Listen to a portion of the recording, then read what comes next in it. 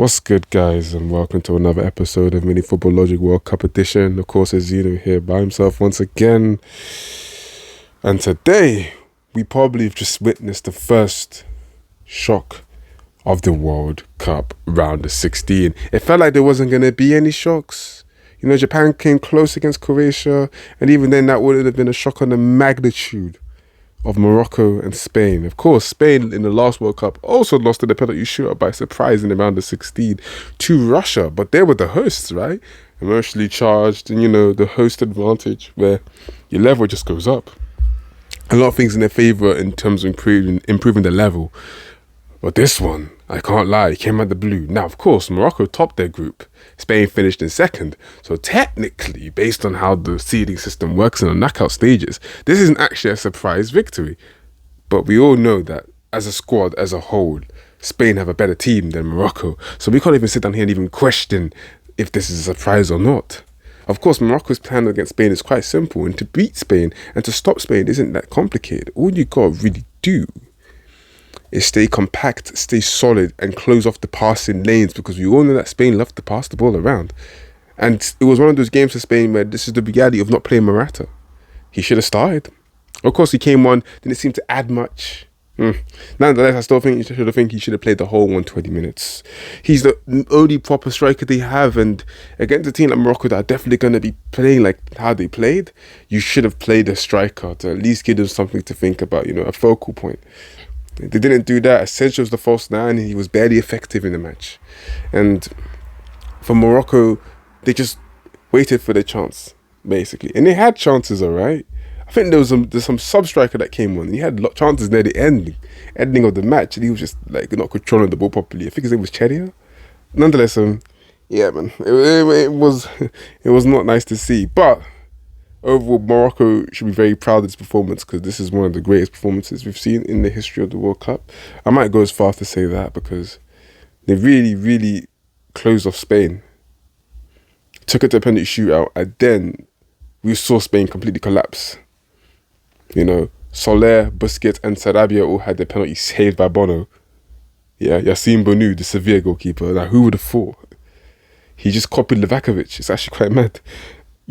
So obviously this is in the opposite way in terms of this is the less favoured team doing this against the more favoured side. And, Spain just weren't able to get into the game, and they weren't even able to get into the damn penalty shootout, really. It's quite a shocking loss, but Spain have now resorted back to the underachieving history and their past after seemingly eradicating that with the golden run that they had between 2008 to 2012. So it is quite a shame to see this them reverting back to type before that golden run. But maybe this is just the reality of Spanish football. All I know is they need to start playing strikers. There's no strikers thing ain't going to get them anywhere, and it's not going to win them trophies. Because even when they were dominating at that point in their golden run, they had a man called Fernando Torres and another man called David Villa. All right? You need a striker, and I think having a finisher up there makes all the difference for Spain in it. So it proved. Morocco were able to hold tight and make it all the way to, I'm not going to say they didn't pose no threat. Like I said earlier, they did pose a threat, but they achieved their strategy and their goal, which was to contain Spain, give themselves a chance, take it to extra time, and then take it to penalties and then seize your opportunity. Perfectly done. Can't hate on that. Now we move on to the second game, which was a much less tight affair.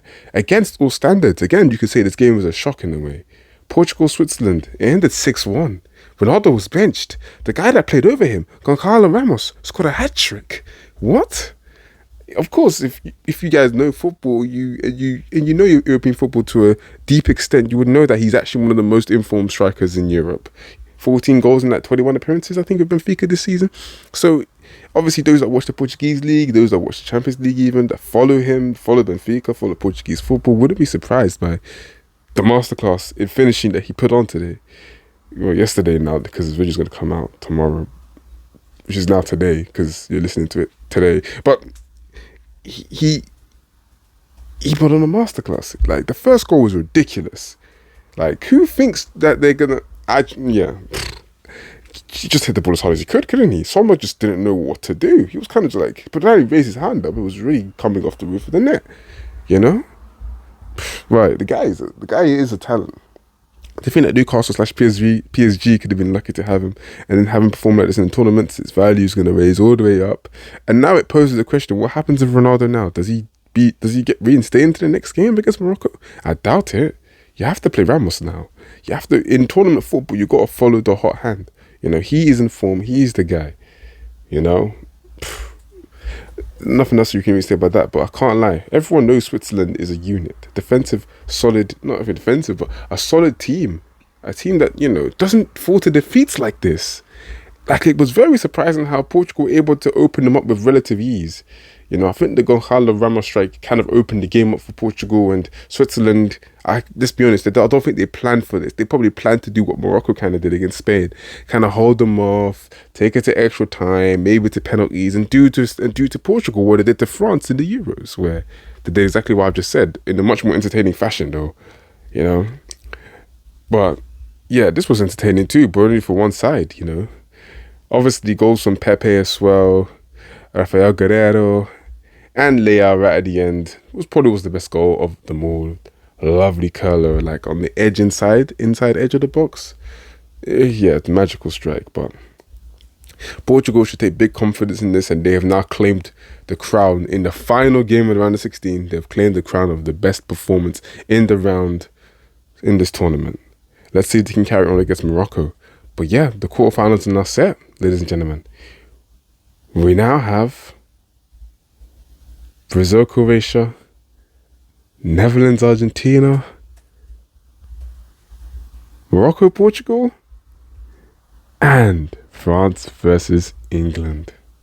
Hold tight, guys. This is going to be a mad one still. 2-day break, though, so we're going to have to wait for it. Frustrating for me. Frustrating for all of us. Especially as Wednesday and Thursday were probably the best days to watch it. But what can we do? This is just how the World Cup has set out and planned itself. This is just how it is.